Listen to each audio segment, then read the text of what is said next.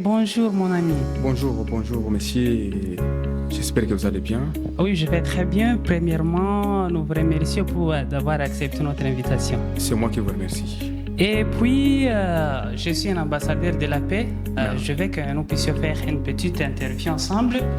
Ça semble que je peux vous poser des questions qui peuvent peut-être vous choquer ou bien qui peuvent être extrêmement difficiles, mais permettez-moi d'être un ambassadeur de la paix. Ça ne dérange pas, je vous écoute. Merci beaucoup. Pour la première fois, je voulais que vous puissiez me répondre à une petite question. Que signifie pour vous vivre en paix aux vies quotidiennes?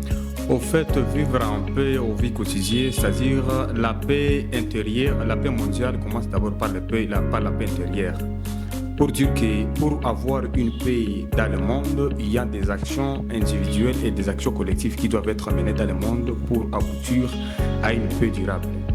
Parmi les actions collectives, il y a les actions diplomatiques, il y a action et la diplomatie, où là on doit privilégier les dialogues pour résoudre les conflits plutôt que de chercher à utiliser la force. Donc ça c'est les actions, je dirais, collectives. Et maintenant, les actions individuelles, il y a la compassion, la bienveillance, le pardon, des choses comme ça pour aboutir à une paix durable. Merci. D'accord, merci mon ami. Quelles valeurs sont-elles essentielles pour maintenir l'harmonie dans une communauté? Pour maintenir l'harmonie dans une communauté quelconque, d'abord il faut qu'il n'y ait pas la discrimination, il faut qu'il y ait l'attente entre les uns et les autres, ne pas se distinguer par de race, par des ethnies, ainsi de suite. Comment chacun peut-il contribuer personnellement à la culture de la paix? Pour que chacun contribue à la culture de la paix, je vous ai dit au départ qu'il y a des actions individuelles dont il faut la compassion, il y a le pardon, il y a la bienveillance. Ce sont des choses que nous devons cultiver pour avoir la paix dans le monde. En quoi le dialogue est-il important dans la résolution des conflits? Le dialogue a été toujours important, vous savez, avec la première et la deuxième guerre mondiale. Toutes ces guerres-là se sont résolues par des dialogues parce qu'avec la force, on ne peut pas trouver la solution. Même la solution qu'on peut trouver avec la force, ça ne sera pas une solution durable, mais ça sera une solution à court terme. D'accord, merci mon ami. Comment encourager le respect et la tolérance entre les différentes communautés? Pour encourager le respect et la tolérance dans les différentes communautés, de ma part, il faut d'abord qu'il y ait, comme je viens de le dire, il faut qu'il y ait les dialogues, il faut qu'il y ait la compassion, la bienveillance, et c'est ce qui permet aux gens de s'attendre sur les différents problèmes auxquels il faut face. D'accord, merci.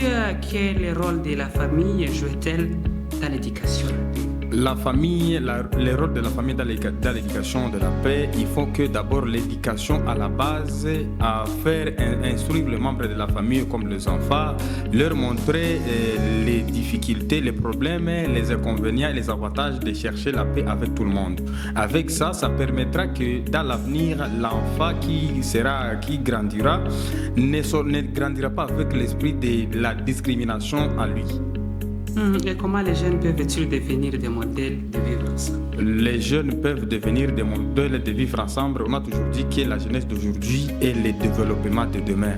Pour dire que la jeunesse doit toujours chercher à vivre ensemble en harmonie dans la région de Grand Lac, dans le monde partout où vous serez, avec l'éducation que vous aurez laissée à l'enfance dans la communauté où vous serez. Donc, il faut qu'il y ait d'abord des sensibilisations sur le vivre ensemble. Et puis la jeunesse sera d'abord informée et il n'y aura pas de conflit. D'accord. Les réseaux sociaux peuvent-ils être utilisés pour promouvoir des messages positifs? Comment? Tout à fait, les réseaux sociaux peuvent être utilisés pour relayer des messages positifs par rapport à la paix.